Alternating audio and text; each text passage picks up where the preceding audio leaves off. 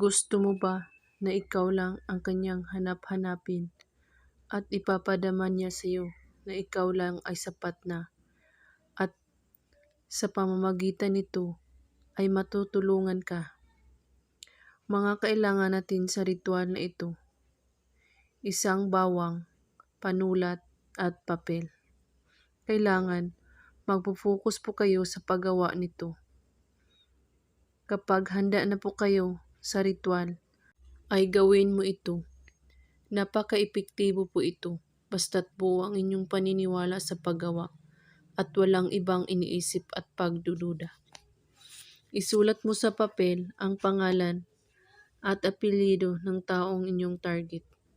At sa baba, isulat mo ito: maging akin ka at hanap-hanapin mo ako.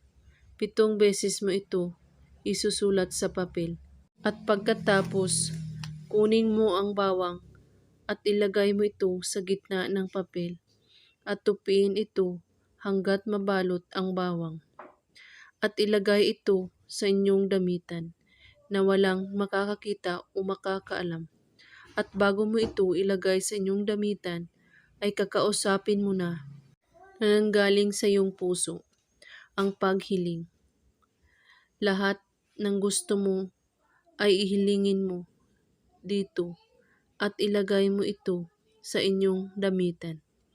At maghintay po kayo kapag magpaparamdam na siya sa iyo at saka mo na ito kunin. Gawin ito kahit anong oras at araw, basta wala po kayong pagdadalawang isip sa paggawa at matutulungan kayo sa pamamagitan nito.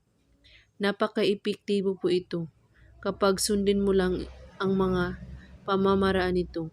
At kung may katanungan po kayo ay magko-comment lang po sa baba. Maraming salamat sa panunood. May God bless us all.